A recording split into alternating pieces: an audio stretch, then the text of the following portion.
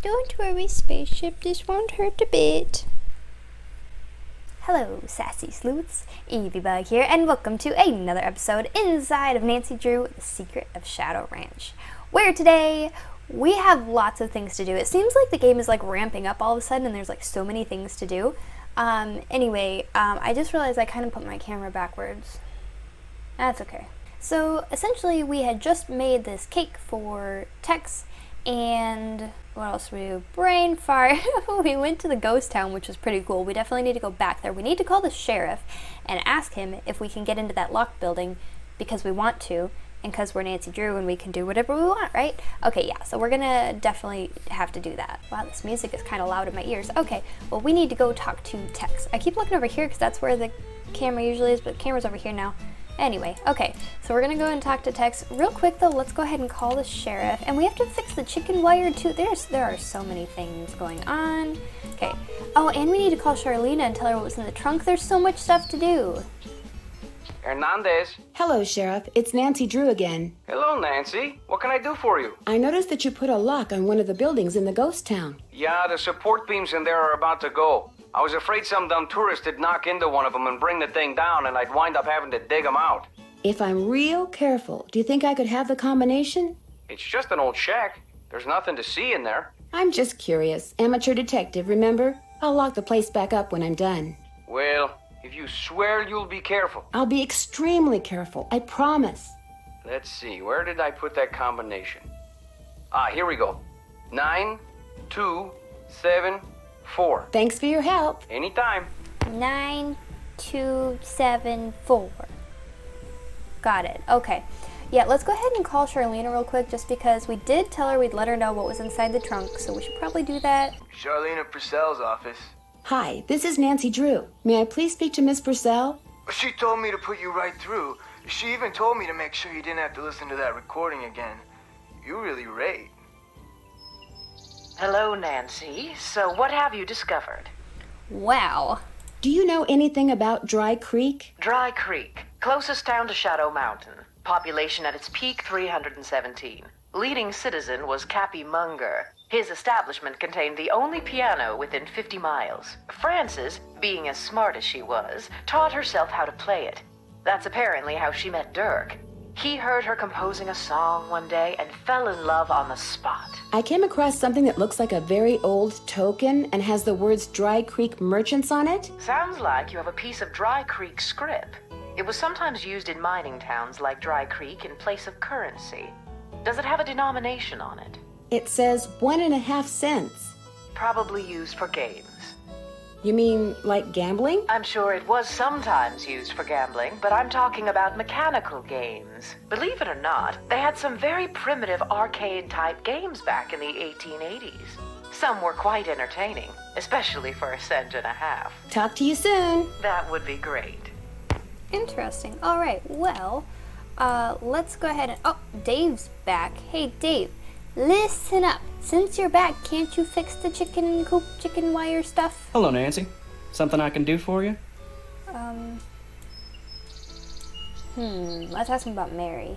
I'm pretty sure I saw Mary Yazzie riding on the Raleigh's property. Have you ever seen her riding around here? Can't say as I have, but then most of my duties require me to stay close to home.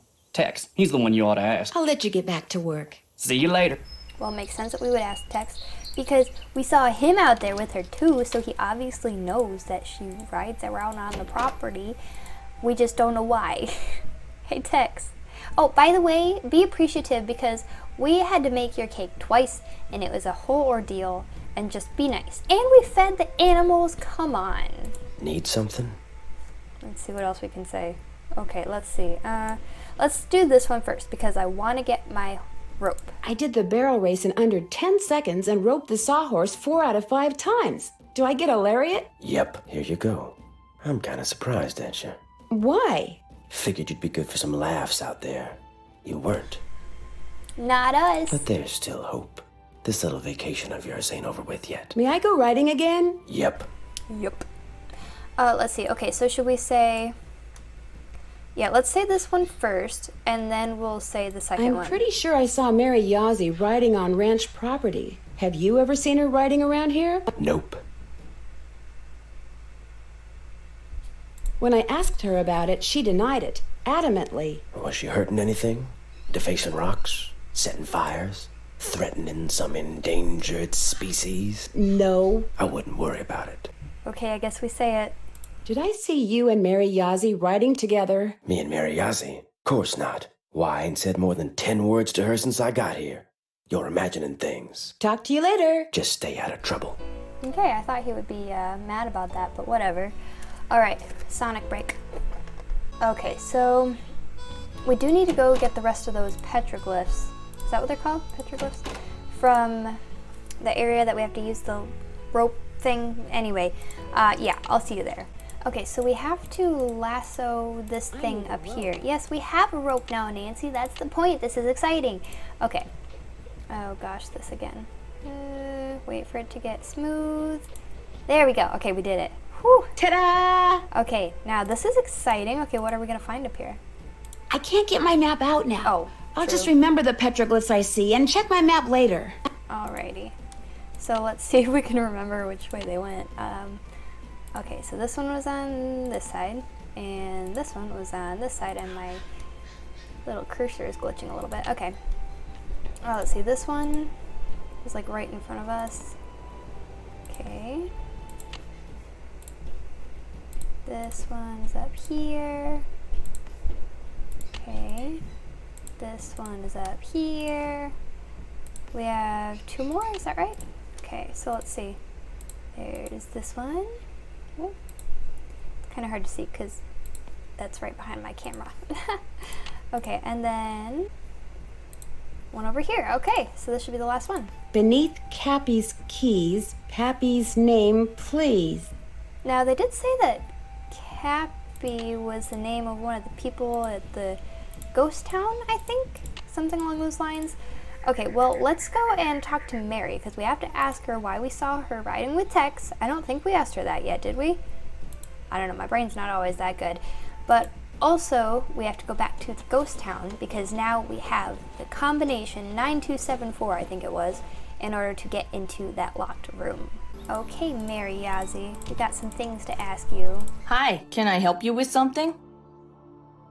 Tex told me about, you and him. He did? I'd like to hear your side of the story now. My side's no different from his side. We're in love. What's the big deal? You're what? Wait a minute. He didn't tell you anything, did he? You tricked me. Oh, you're good. You are good.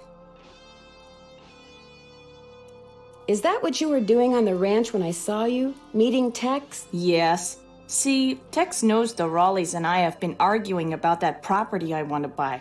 He's afraid if the Raleighs find out about us, they'll think he's collaborating with the enemy and fire him. The Raleighs wouldn't do that. I think the real reason Tex wants to keep it a secret is because he's got this rough, tough loner thing going. I think the idea of changing his image scares him.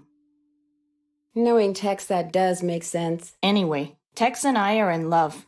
We tried to keep it a secret, and we blew it. You know, for a city slicker, you got a lot of country smarts. Why are you so interested in buying that property from the Raleighs? There's a whole bunch of petrified wood on it. Tex discovered it. Every so often, he'll bring some pieces in, and I'll use it in my jewelry or try to sell it. It was great talking to you. Thanks for stopping by. So she wants to buy the property for petrified wood. I mean, is there enough wood to make up for the price of the property? I don't know. Well, okay, that explains that, I guess. Apparently, they is in love. So we are gonna go to the ghost town so that we can check out that new, like, shed thing. You know what I'm talking about. It's locked. We're gonna go and lock it and check it out. Was that a person? Replay that. I don't know, kind of looked like a person to me. Can we go in there? Excuse me. It says keep out. Okay, that was scary. Alright, I think it was 9, 2, 7, and 4. There we go. Let's check this out. Okay. Crackers. Even the crumbs are crisp. I think that's what that says. Interesting. An indentation of something. Okay. What else is there in here for us to take a peek at? Okay, nothing on that side apparently. What is all of this here? An electrician's manual. Wonder what that's doing here. I don't know. I wonder if a tourist left it or if some person has been in here recently. What is this? Piano. Hello, piano. Okay, so... Oh, Looks like someone's been hanging out in here. Okay, yeah, so apparently the books probably belong to whoever's been in here recently. What is this? Make the meanest, roughest, and toughest gang in the Wild West to win. Or in the West and win. Is that what we can put our token in? Give her a spin. Nah, he's a good guy. That's a bad guy. Good. A bad guy and bad guy. Wait, oh, but that was only 3. Oh, wait. We have to lock him in? Okay, do we get to... Let's see what happens. Hey, we won! Okay, that's kind of cool. Doubled our tokens. That was easier than playing that game. Goodness gracious. Okay, well, so there wasn't much in there to do. So we're going to go back to Shadow Ranch and see if there's anything else we can do here. Maybe that chicken wire will be in because we need to fix that chicken wire fence thing. Or else the chickens die and, you know, apparently that's our fault, I guess. Always remember to put away your saddle, people. Don't want to be lugging it around. Should we talk to Tex now that we know his secret? Need something? Oh.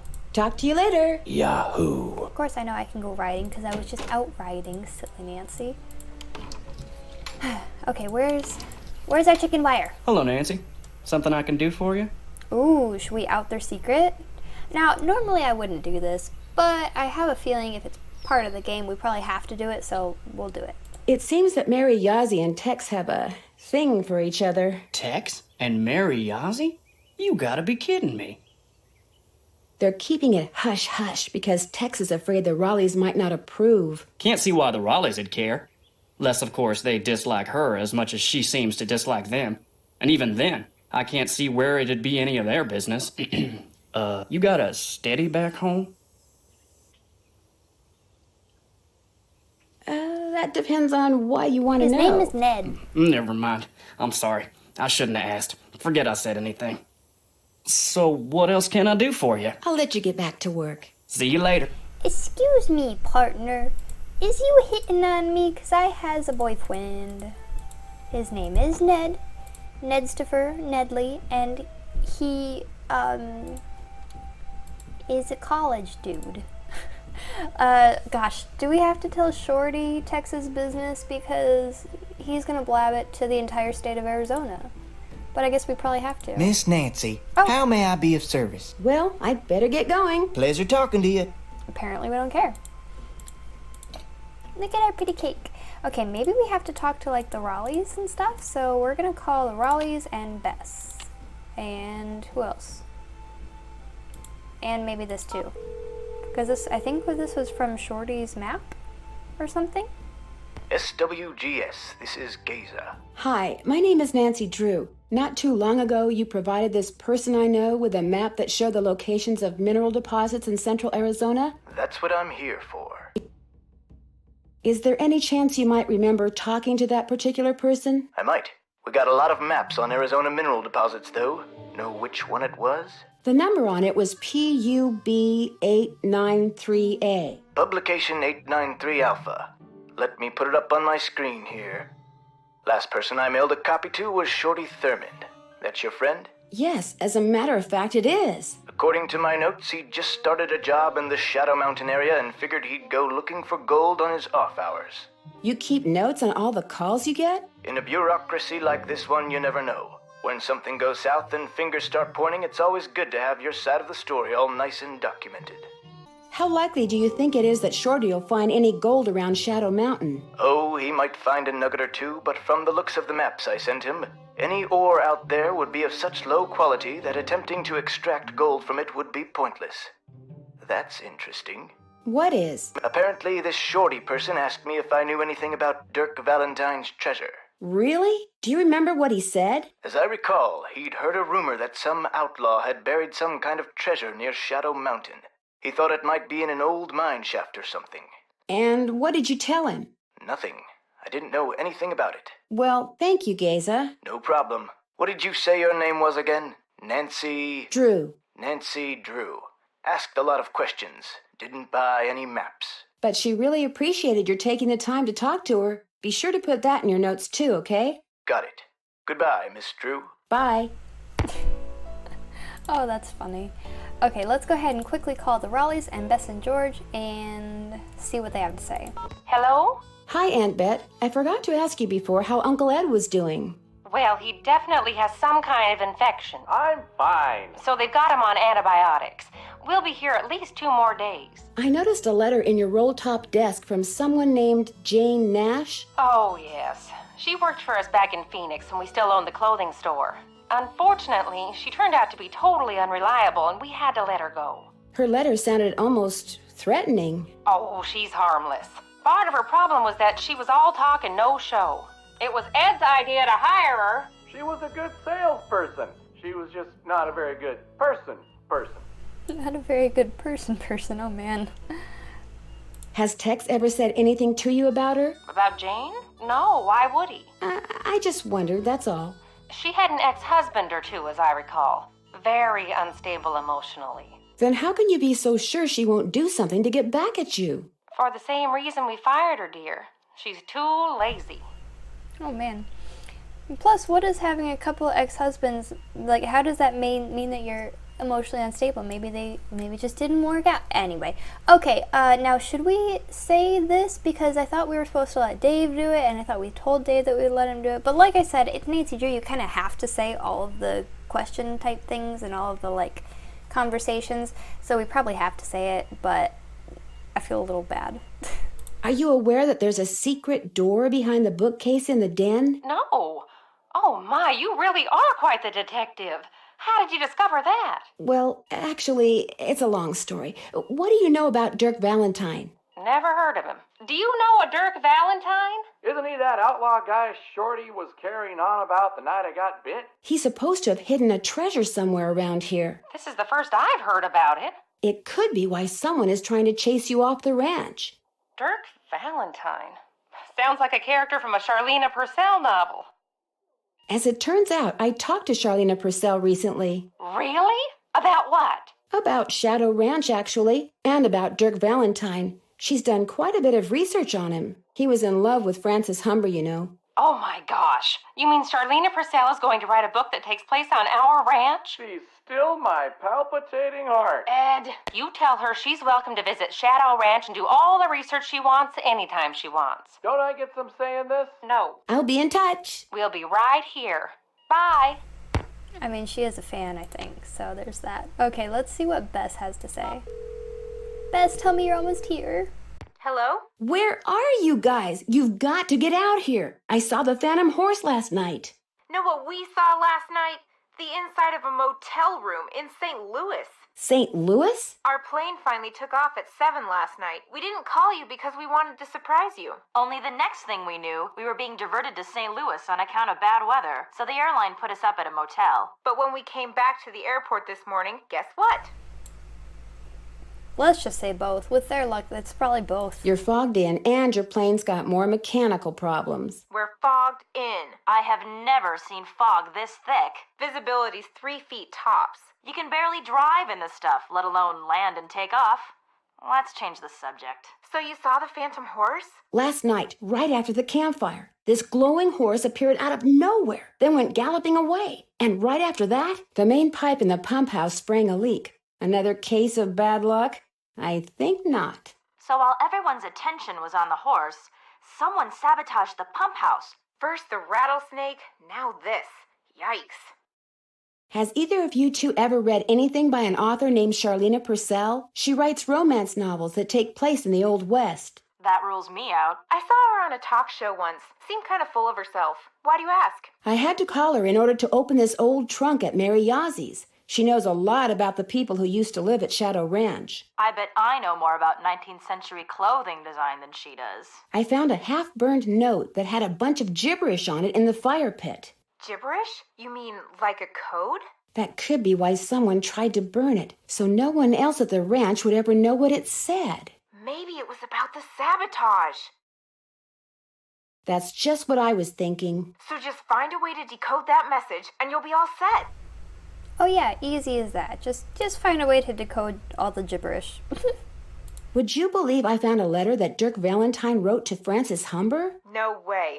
It was locked up in this chest that belonged to her father, and the letter was never opened. According to his journal, her father intercepted it and locked it away before Frances could read it. So did you read it? Of course she did.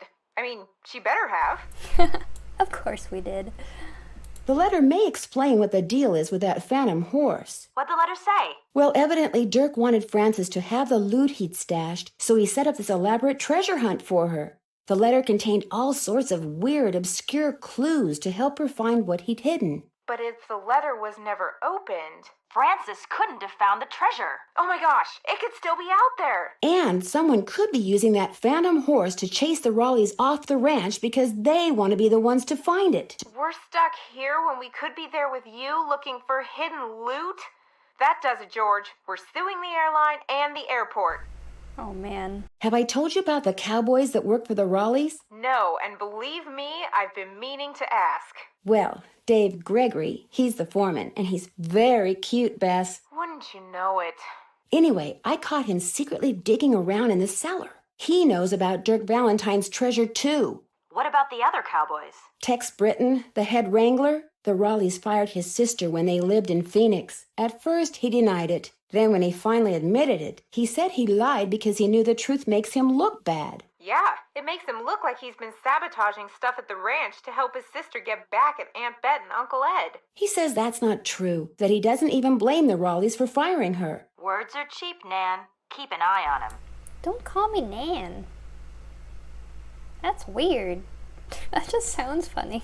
I found a green bottle with a bunch of love letters from Dirk to Frances inside. Love letters? I love letters! Was there anything in them about the loot he'd stashed for her? No, but there are references to some of her favorite things. And since the letter that Dirk wrote to her from jail mentioned that her favorite flowers will help her find the treasure. They might help you figure out what they are. We're stuck here while you get to read love letters? Okay, George, we're suing the airline, both airports, and the weather service. Oh dear. I found an old beaded handbag that may have belonged to Frances Humber. Was there anything in it? No, but if it's the bag that Dirk mentioned in one of his love letters, it could hold some sort of clue. What does it look like? Well, there's a bird on it, but the beads have completely fallen off this one section. However, it does have the name of the manufacturer at the bottom. It was made by the Chicago Mercantile Company back in 1881. That's one of the companies in my book. Is there anything else on it? Yeah, some kind of number. HB3941. Maybe that's what bead pattern it is. There's a bunch of phone numbers in this book. Maybe we can track down the pattern for you. That'd be great. Like I said, it could be pretty important, especially if the part that's missing turns out to have something to do with flowers. We'll get right on it. Well, that'll be helpful. The message those petroglyphs spelled out is pretty weird. Got any hints? Seems to me you have to find out where Cappy's is, then find out where his keys are. And then find out who this Pappy person is. No problem. As long as you're psychic. Sounds to me like another phone call to a certain best-selling author is in order. That's it for now. Stay in touch. That's an order. Well, then I guess we better call Charlena.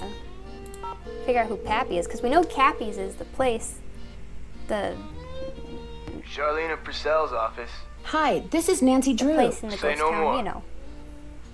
Hello, Nancy. What's the latest? I came across a reference to someone whom Dirk referred to as Pappy. Probably his father, Kashmir Valentine. He was a blacksmith over in Prescott. Would Frances have known who he was? Oh, yes. Dirk worshipped his father.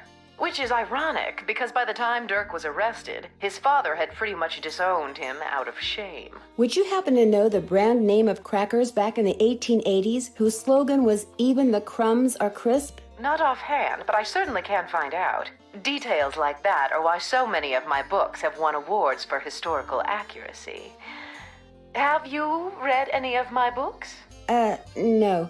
But Aunt Bet has. She's a big fan. I realize that my novels aren't everyone's cup of tea, but it wouldn't hurt to at least give them a try, would it? No. In fact, I'll pick one up first chance I get. And I'll send you the name of those crackers first chance I get. Talk to you soon. You do that.